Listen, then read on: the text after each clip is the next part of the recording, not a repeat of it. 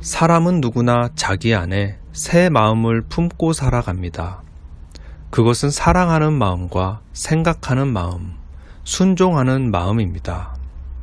사랑하는 마음은 감성이고, 생각하는 마음은 지성, 순종하는 마음은 의지라고 할 수 있습니다. 인간이라면 누구나 이 세 가지를 가지고 살아갑니다. 발달의 차이만 있을 뿐입니다. 예를 들면 여자는 감성과 공감 능력이 발달돼 있고, 남자는 이성과 사고가 발달돼 있는 것입니다. 또 아이들은 수용하고 흡수하는 능력이 좋죠. 이러한 특징으로 인해 여성의 주요 심리는 감성이고, 남자의 주요 심리는 이성이며, 자녀의 주요 심리는 순종입니다. 사랑은 여자의 마음이고, 사고는 남자의 마음이며, 은혜는 자녀의 마음이라고 할 수 있습니다.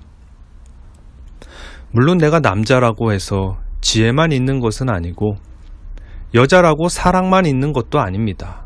누구나 이 세 가지를 다 가지고 있습니다. 은사에 따라 직분과 역할에 차이가 나는 것 뿐입니다. 여자도 성령의 나타나심과 은사에 따라 지도자가 될 수 있습니다. 오늘 하나님은 특별히 우리 안에 여자의 마음인 사랑에 대하여 말씀하십니다. 여자는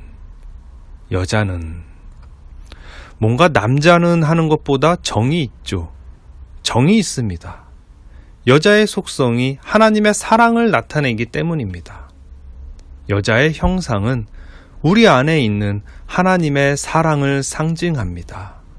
여자는 일체 순종함으로 조용히 배우라.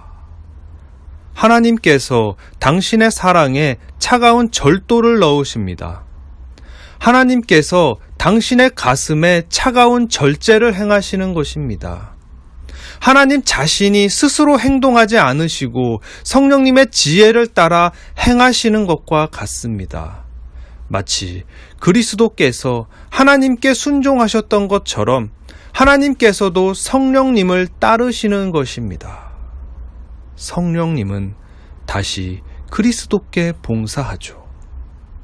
이렇게 하나님께서는 삼위로 일하십니다. 우리도 마찬가지입니다.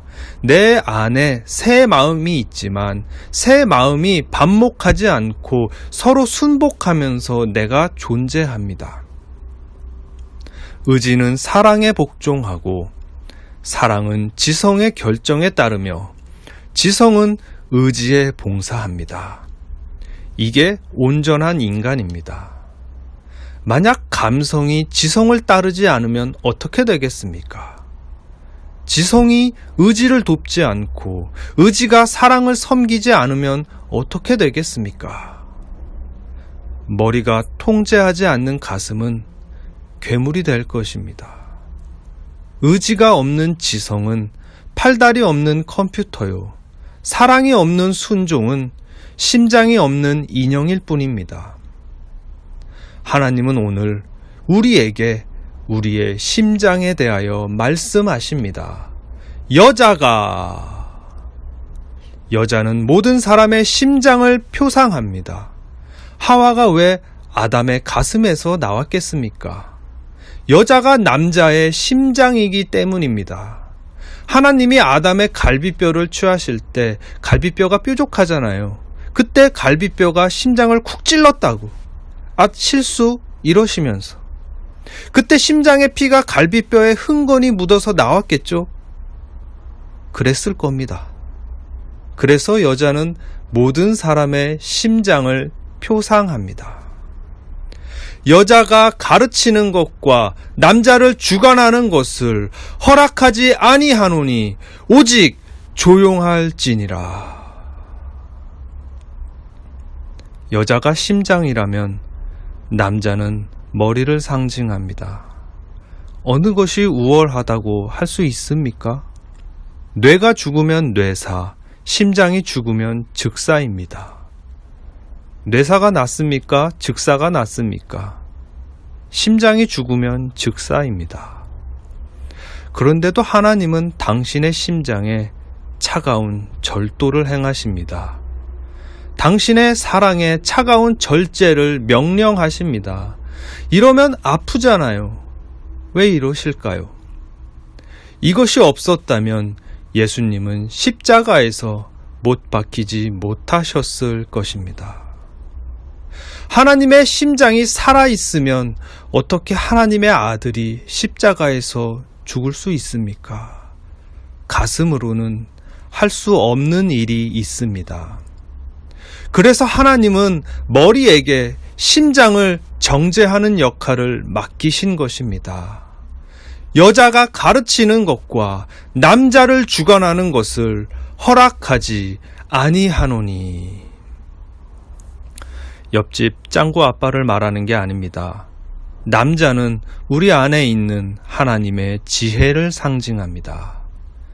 여자가 하나님의 사랑인 것처럼 남자는 하나님의 지혜를 표상합니다.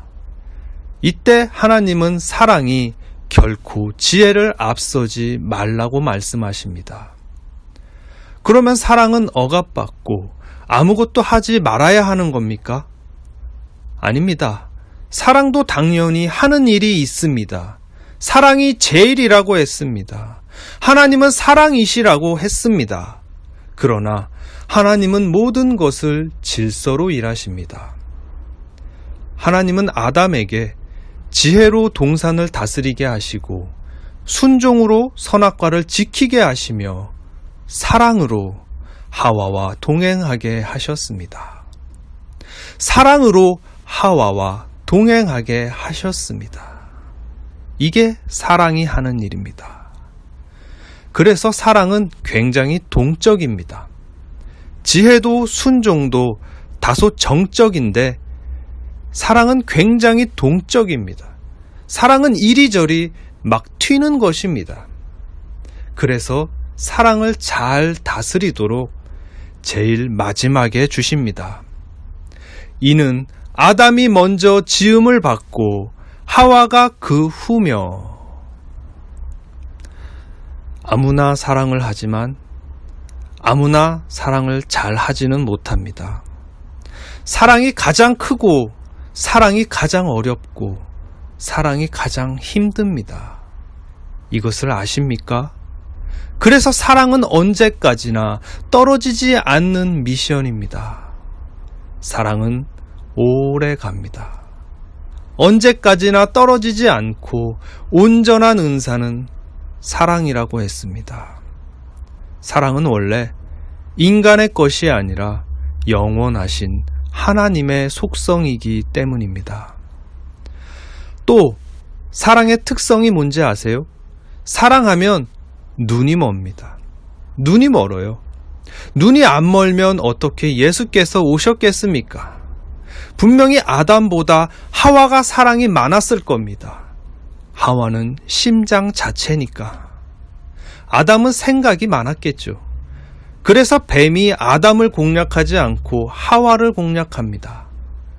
아담이 속은 것이 아니고 여자가 속아 죄에 빠졌음이라. 옆집 이슬이 누나 얘기하는 게 아닙니다. 여자는 우리 모두 안에 있는 감성을 상징합니다. 누구나 죄를 지을 때는 내 안의 감성이 지성을 누르고 건너뛸 때 죄를 집니다. 생각하는 기능이 꺼지고 지성이 감독자의 역할을 못할 때, 아담이 하와를 혼자 내버려 둘 때 죄를 짓는 겁니다. 하나님이 우리의 감성에 차가운 지성을 요구하시는 이유가 여기에 있습니다. 이게 오늘 본문 말씀의 본질입니다. 하나님은 우리의 사랑이 지혜로 정제된 사랑을 하기를 바라십니다. 우리의 사랑이 겸손하게 하나님을 믿음으로 온전하여져서 거룩함에 거하길 원하십니다. 하나님의 사랑이 자기를 희생함으로 그리스도를 내어주셨을 때 그 순종이 무엇을 낳았습니까? 우리를 낳았습니다. 성도를 낳았습니다. 죄인이 하나님의 영광에 이르는 구원을 얻은 것입니다. 그리고 구원받은 성도가 다시 하나님을 영광스럽게 하는 하나님의 영광이 되게 하셨습니다. 이것이 사랑이 해산함으로 얻는 구원입니다. 옆집 희동이 얘기하는 게 아닙니다.